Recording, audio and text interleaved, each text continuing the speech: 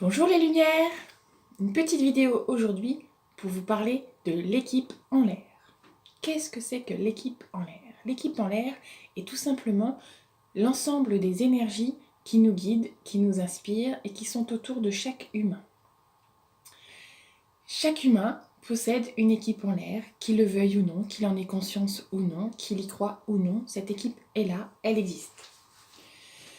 Pour faire simple, dans une équipe en l'air, une équipe de lumière, il y a plusieurs types d'énergie. Il y a en règle générale et toujours des énergies angéliques, des anges gardiens, des anges secondaires, des archanges. Il y a aussi une équipe de défunts de la famille, de défunts croisés dans des vies antérieures, qui ont décidé de ne pas se réincarner mais d'être autour de nous pour nous accompagner dans cette incarnation. Il y a souvent des énergies de la nature, telles des lutins, des petites énergies telles des dragons, des choses comme ça, qui suivent les gens et qui les accompagnent. Je ne connais pas tout, je ne peux pas vous faire une liste exhaustive de la composition de votre équipe en l'air, ni de la mienne, puisque je ne connais pas encore la composition complète de mon équipe en l'air. Je sais seulement qu'il y a plusieurs anges, il y a des maîtres ascensionnés dans mon équipe en l'air, et aussi des défunts de ma famille qui m'entourent, me guident et m'inspirent au quotidien dans ma tâche de lumière. Quel est leur rôle? Comment se manifeste-t-il auprès de nous? Leur rôle est simple, ils sont là pour nous guider, pour nous montrer la lumière, pour nous permettre d'apprendre de nos expériences, d'apprendre à nous relever quand nous tombons, d'apprendre à renaître de nos cendres. La plupart d'entre nous avons eu des vies antérieures, voire même beaucoup de vies antérieures. Et lorsque nous nous sommes réincarnés dans cette vie-là, nous avons oublié toutes ces choses-là, nous avons consciemment perdu toutes ces connaissances afin de les retrouver.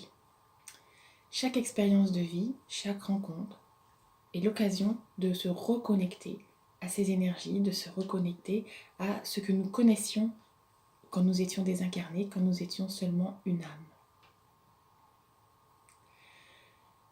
L'équipe en l'air nous permet d'accueillir qui nous sommes vraiment et de développer nos capacités, nos compréhensions, nos connaissances. N'hésitez pas à faire appel à elle, même si vous ne savez pas qui la compose, vous ne savez pas qui est capable de vous aider, faites appel, appelez, demandez, invoquez, priez, méditez, faites comme vous voulez, avec vos mots à vous, mais allez-y, demandez. Au départ, j'y croyais pas. Je me disais, non mais c'est pas possible.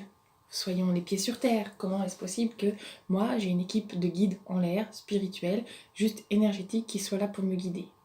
Et puis, chemin faisant, expérience en expérience, libération, parasitage, tout ça, il m'est arrivé plein de petites choses ou grandes choses qui m'ont permis de comprendre que effectivement je n'étais pas seule. Effectivement, le fait de prier, le fait de demander de l'aide, le fait d'être connectée à quelque chose de plus grand, d'essayer d'avoir la foi, d'y croire, m'a permis de comprendre comment tout cela fonctionne, au moins les grandes lignes, car je n'ai pas encore tout compris et je pense qu'une vie n'est pas suffisante pour comprendre toutes ces choses-là.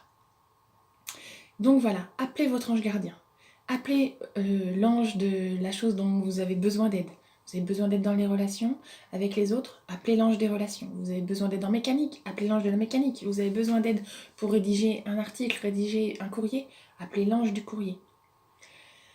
Il y a en principal les archanges. Les archanges, chacun d'entre nous a un archange gardien. Qu'on le veuille ou non, ils sont là, autour de nous, et ils n'attendent qu'une chose, c'est qu'on les appelle. Alors, appelez vos anges, appelez votre équipe de lumière, appelez ce qui vous semble juste. Si vous n'avez pas les bons mots, ce n'est pas grave. Chacun appelle avec ses mots à lui, l'essentiel étant que cela vienne du cœur. Et plus vous allez pratiquer, plus vous allez prendre le temps de demander de l'aide pour des choses toutes simples, plus vous allez ressentir. Vous allez ressentir leur présence.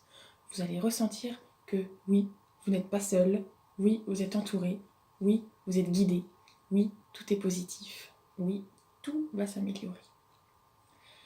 Parfois, vous pouvez aussi ressentir des choses qui sont moins agréables. Là, ce n'est pas votre équipe en l'air, c'est autre chose. C'est ce qu'on appelle, sous différents termes, un parasitage énergétique ou quelque chose de moins joli. je pourrais faire d'autres vidéos sur ce thème-là, même si je n'apprécie pas trop de parler des choses négatives, mais il est important de se protéger et d'avoir conscience que le négatif est aussi puissant que le positif. Je vous laisse sur ces jolies paroles. Je vous encourage à appeler votre équipe en l'air, à lui demander son soutien, à lui faire confiance, à croire en votre équipe en l'air, à avoir la foi en elle. Certains d'entre vous vont pouvoir recevoir ainsi une guidance personnalisée, personnelle, qui va les guider, les accompagner sur son chemin d'éveil, son chemin de lumière. Merci à vous. N'hésitez pas à liker cette vidéo, comme on dit, à la partager dans vos réseaux, à l'envoyer à vos amis.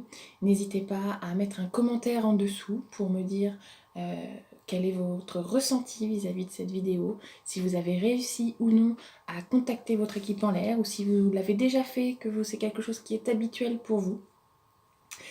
N'hésitez pas. Ah, une dernière petite chose, votre prénom peut être important et peut vous donner des indices sur votre équipe en l'air. Les personnes ont souvent des prénoms qui sont, des saints dans le calendrier. Donc Saint-Antoine, Saint-Pierre, Saint-Jean, voilà, etc.